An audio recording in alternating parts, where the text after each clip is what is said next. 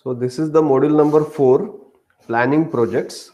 Module number 3 was project planning and scheduling. So it is continuation of the same discussion what we were doing in module number 3. We are moving ahead with the module number 4, and it is majorly focused on planning projects aspect. The various contents which have been given for this module number 4. The first part is crashing project time, resource loading and resource leveling, and Goldrat's critical chain, project stakeholders and communication plan, risk management in project, risk management planning, risk identification, risk register, qualitative and quantitative risk assessment, probability and impact matrix. And last part is risk response strategies for positive risks and for negative risks. Now, as far as the contents of this module are concerned, the first part, that is crashing project time, resource loading and resource leveling, and Goldrat's critical chain, this particular portion we will not discuss at this point of time, because this is related to the some of the portion from module number 3, which is related to the network analysis using CPM and PERT. So once we will finish off with this theoretical part, at once we will go to that network analysis and theory of network analysis, as well as the numerical problems based on network analysis we will be trying to solve at the same instance. So this particular portion, instead of understanding only theoretical aspects and implementing it or executing it at the latter part, time being we are keeping this point number 1 aside, which is related to the network analysis, and we will be directly jumping to the point number 2, which is related to project stakeholder management, and the communication management and communication plan for these stakeholders.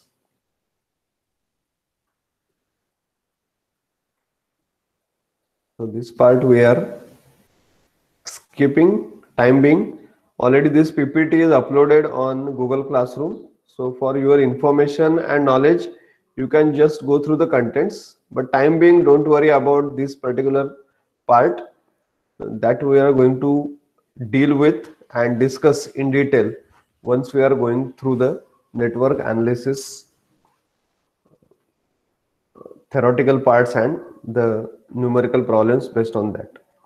Now let us focus on the point number 2, which is given in this particular module. This is with respect to the project stakeholders. So I hope in our previous discussion also we have discussed at some point of time this particular project stakeholder concept, or to whom we should consider that he is a stakeholder of that particular project. So now in slightly detailed manner, we have to again discuss about this project stakeholder and stakeholder management and the communication with these stakeholders. What are the various communication plans and how to manage the communication. So the formal definition for project stakeholder is, project stakeholders are nothing but they are individuals, groups or organizations. So project stakeholders may not be only as any single person, or project stakeholders may not be only any group of people, but it can be in variety. Either few individuals may be your stakeholders, or some group of people may be your stakeholders, or certain organizations, certain firms, certain authorities, they can also be the stakeholders of your project. Now, this part is clear that project stakeholders may be individual, they may be group, or they may be certain organizations or firms, but still, what is the relationship with the project? So these all, either individuals or groups or organizations who may affect or be affected by, who may affect or be affected by, or perceive themselves to be affected by a decision, activity or outcome of a project. So these individuals or the group of people or those organizations, they may affect the project, or they may affect any particular decision in your project. They may affect any particular activity in your project, or they may be affecting the final outcome of any activity or the entire project. At the same time, they may be certain individuals or groups or organizations who are being affected because of certain decisions in your project, certain activities inside your project, or whatever is the final outcome of your project. Third thing, they may be certain individuals, they may be certain groups, or they may be some organizations who think that they may get affected. They are not getting directly affected, but they may feel that they may be getting affected because of certain decisions in your project, because of certain activities in your project, or the final outcome of your project. So these all who are related with the project, with the decisions in your project, with the activities inside your project, or the final outcomes of your project, either directly or indirectly, they may be affecting them, these all activities, or they may be getting affected because of this all. So these all will be called as the project stakeholders. So project stakeholders are not only any individual person. Project stakeholders are not only some organizations, but they may be individuals, they may be group of people, they may be certain organizations, they may be certain authorities, and directly or indirectly, they are having certain effect or getting affected because of the decisions, activities, outcomes of your project. The stakeholders are comprised of persons and organizations. So like we can have your customers, there may be the sponsors of your project, the performing organization for that particular project, and the public who are actively involved in the project or whose interest may be positively or negatively affected by the execution or completion of the project. So when we think in terms of the project is going to affect the life or the working or the interest of the people or groups or organizations, this particular effect may get affected either in positive manner or may get affected in the reverse side, that is negative manner. They may also exert influence over the project and its deliverables. So it is not like that only project is going to affect or project is going to make effect on the individuals or groups or organizations. In certain cases, these may be also influencing the project activities, the project decisions, and the deliverables or outcomes of your project. Stakeholders may be at different levels within the organization and may possess different authority levels or may be external to the performing organization for the project. So whenever we are thinking in terms of the stakeholders, all stakeholders, they may not be considered to be same. They may be at different levels according to the authority, according to the position, according to the level of decision making they possess. They may be having different authority levels. So that's why in your project organization, whatever stakeholders you are considering, according to their positions, according to their authority levels, according to their decision making levels, according to their designation in your organization, the stakeholders will be having different interest. The stakeholders will be having different type of influence on your project. Sometimes the project stakeholders may not be internal to your organization. Sometimes they may be external to the performing organization for that particular project. It is very critical for project success to identify the stakeholders early in the project or in the project phase, and to analyze their levels of interest, their individual expectations, as well as their importance and influence. So whenever we are thinking in terms of project stakeholder management, the first and foremost thing is we should be able to identify the stakeholders for your project during the initial stage of your project. The earliest you can identify the stakeholders, it will be easier for you to have your stakeholder management in proper sense. So either in the very beginning of the project, or at least for the particular phase for which they have any influence or they are getting influenced, if you can identify the project stakeholder at the initial stage of your project or that particular phase, and when you have identified the stakeholder, along with identification, you are also trying to analyze what is the level of interest of those stakeholders, what are their individual expectations from that particular process or from that project, what is their importance in the project activities, in the project performance, in the project outcomes, in the project quality management, in the overall working of your project, and what is their influence, how they are going to influence on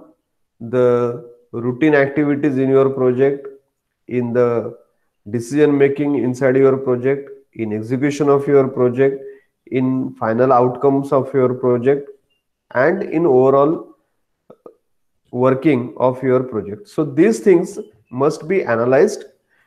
This analysis is very important because once you have this analysis, it will be easier for the project manager to deal with that stakeholder, keeping in mind his analysis which is made during the initial stage of your project when you are identifying the stakeholders.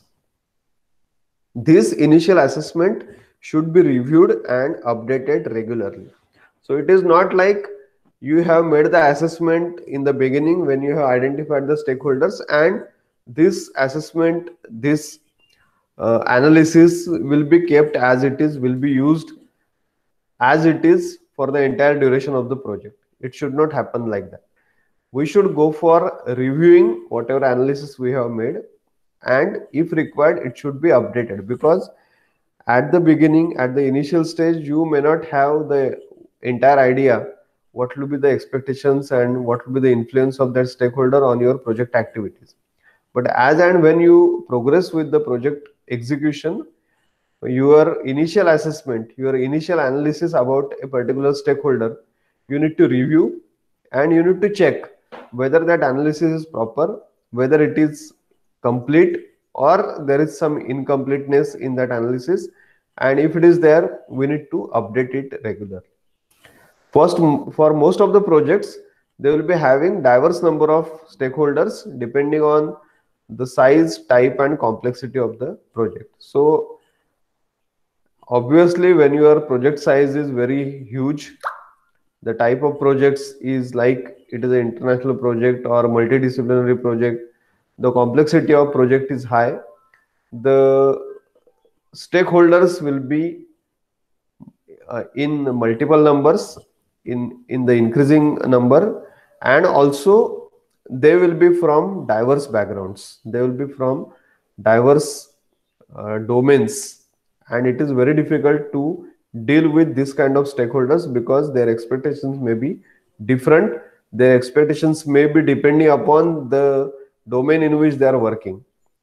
While the project manager's time is limited and should be used as effectively as possible, these stakeholders should be classified according to their interest, influence, and involvement in the project, taking into consideration the fact that the effect or influence of a stakeholder may not occur or become evident until later stages in the project or phase.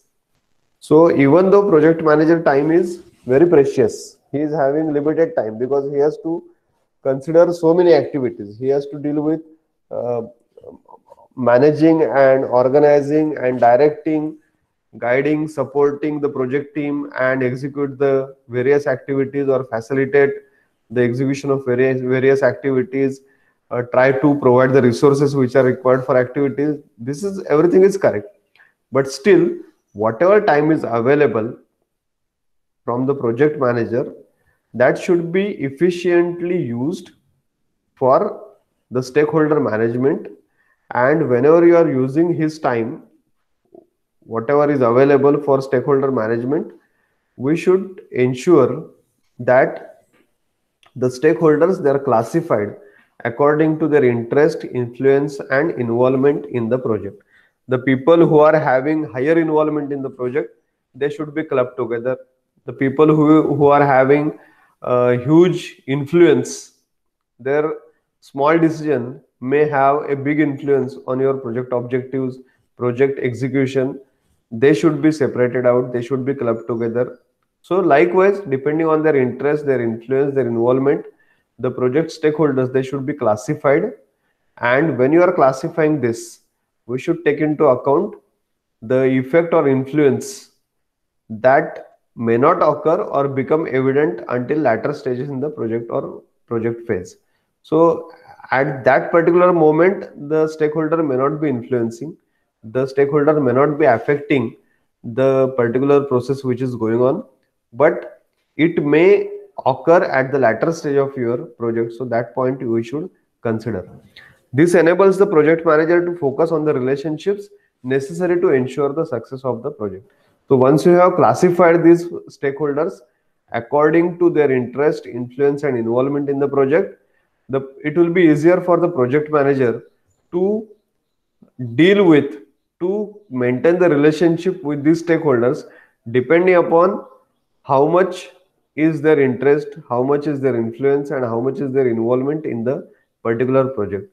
The stakeholders who are having higher interest, higher influence and more period of involvement in your project, those stakeholders, they should be given more attention. These stakeholders, they should be provided more attention so that the project success will be ensured because of this relationship maintained with the stakeholders, and project managers work will be more simplified. This is the project stakeholder management overall process. I hope the things are visible to you. There are basically 4 important processes in project stakeholder management. The processes are, the first process in project stakeholder management is identify the stakeholders. As we have discussed just now, we should go for this particular process at the initial phase of your project or process. Then once you have identified the stakeholders, we should go for planning how the stakeholder management will be executed. Then actually we have to go for execution of stakeholder management, that is managing the stakeholder management, and finally controlling the stakeholder management. The various documents, various evidences, various factors which are incorporated or which are considered as input, tools and techniques and outputs for these all 4 processes, they are listed in front of you. So if I take the first process, identify the stakeholders, then you can see the inputs which are required for this process are the project charter. So we should know what is the project exactly, who is the in charge, who is the authority in this particular project, what is the scope of your project. Then procurement documents, so that you will come to know what are the various resources required and from where you are going to procure those particular resources, because these people will be nothing but the stakeholders of your particular project. They are suppliers for your project. Enterprise environmental factors, so they are also to be considered, and organizational process assets. So these 4 documents we should have in our hand, which will be giving us the input for identifying the stakeholders. So based upon these, the inputs given by these 4 documents, certain tools and techniques which are to be applied to these inputs. These are nothing but stakeholder analysis, technique number 1. Then we should go for expert judgment. We should consult some people who are expert in this particular field and take their opinion, take their judgment, their feedback. And third tools and techniques is conducting the meetings within the organization, people involving outside the organization, maybe with the sponsor, within your project team, within your with your customers, with your suppliers.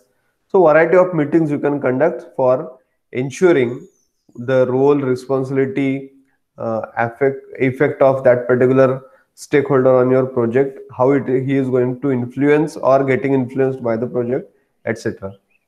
And the outputs from this step number 1, identify stakeholders, is there will be a document which is called as stakeholder register. So once we say it is stakeholder register, in that stakeholder register, all the stakeholders, their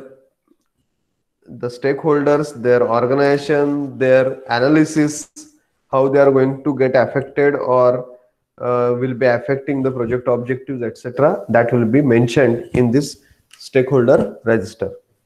Then moving to the step number 2, or the second process, it is planning stakeholder management. So you can see the inputs which are required is, if I want to go for planning the stakeholder management, I should know what is our project management plan. I should know the stakeholder register, it should be with us. Then we should have the enterprise environmental factors known to you, and organizational process assets, they should be also understood. So keeping these things in mind and applying the expert judgment, meetings and analytical techniques as your methodology, as your tools and techniques on this project risk management, or project stakeholder management process, then the output what you are getting is stakeholder management plan and project documents updates. So the output of this step number 2, planning stakeholder management, is nothing but we are getting the stakeholder management plan ready with us, which can be implemented in further steps. Then moving and project documents updates. So there may be some updation required. So that updation you can make, and the documents will get updated at the end of this plan stakeholder management process. Then third is actually executing the stakeholder management, that is managing stakeholder management. So start stakeholder management plan. So we should have the stakeholder management plan in place, and that should be serving as an input. Then communication management plan, that is also important, because we have identified the stakeholders, we have prepared the stakeholder register, we have prepared the stakeholder management plan. So we should also know how we should go for the communication with the stakeholders. So that communication management plan is also needed. Then change log, what are the changes you have prepared, you have incorporated in your project documents, that change log is also required. And organizational process assets, they should be also taken into account. The tools and techniques which you are going to implement on them are communication methods. What are the various communication methods we are going to apply, whether the communication is verbal or it is written communication, or it is kind of email communication, online communication, face-to-face communication. So variety of communication methods that we should take into account. Interpersonal skills, so when you are communicating, the interpersonal skills of the stakeholders and the project team, they will be tested, because the message which is to be given, the communication which is with the stakeholders, it should be very, very clear and concise. It should be to the point, and it should give the clear message of what is your expectations or what are your plans, etc. And then third part is about the management skills.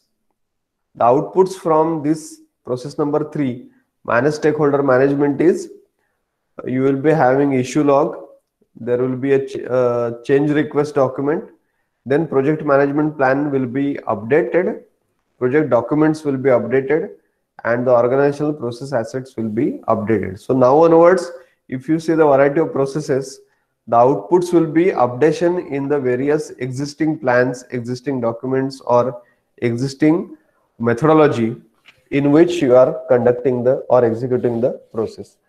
And then finally, the fourth process in project stakeholder management is about controlling the stakeholder management. There must be certain amount of control. There must be some way of how to control this stakeholder management. So the inputs which are required for this are, you should have project management plan in hand. There must be issue log, the work performance data for various stakeholders and your project team. It should be with you as input, and the various project documents regarding planning the project, execution of the project, maybe monitoring and control of the project, they should be serving as input. Then next is about the tools and techniques which are to be used. One is information management system. So which information management system we are going to get implemented into this for communication, uh, transfer or interacting with the stakeholders. So that we should consider as tool and technique. Expert judgment. So we should take feedbacks from experts. We should take the judgment from people who have experienced, uh, they have great experience in this particular domain, and conducting certain meetings. Then the outputs from this process number 4, that is control stakeholder managements, are work performance information, change request, project management plan updates, project documents to be updated, and organizational process assets to be updated. So these are the 4 variety of processes: steps, identify stakeholders, plan stakeholder management, manage stakeholder management, and finally manage stakeholder engagement, and finally control stakeholder engagement. So these are the variety of processes, variety of stages in your project stakeholder management process. The power or interest grid with the stakeholders. So you can see on y-axis we are having the power, and on x-axis we are having the interest of your stakeholders. So you can see the stakeholders who are having very high interest and very high powers. They should be managed very closely. They should be managed in very proper sense. If you have stakeholders who are having higher power but their interest is less, then we should be focusing on keeping them satisfied. If there are certain stakeholders who are having very high interest but the amount of power they possess, it is lower, then at least we should be in touch with them. We should keep them informed about the various activities, various progress of your project. And if the stakeholders are like, they have very low interest, they have very low authority power for executing the project, then simply monitoring is sufficient. So we can go for monitoring those particular stakeholders, not necessary to go for dedicating yourself on this project stakeholder management.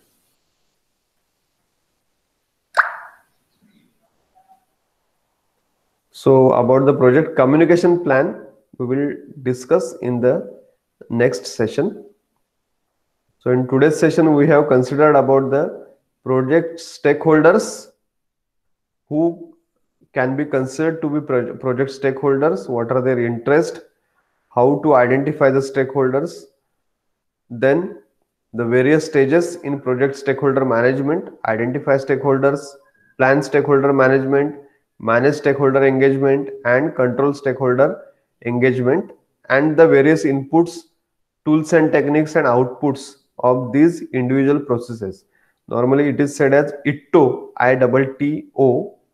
So that ITTO indicates that I is input, double T it is tools and techniques, and O it is for output. So for every knowledge area we will be having variety of processes, and for individual process we will have certain ITTOs defined. So those ITTOs, if you can understand properly, then it will be easier for you to understand that process. And if likewise all the processes you understand, it will be easier for you to understand that knowledge area, how it is implemented in the project management of the variety of projects which are in existence.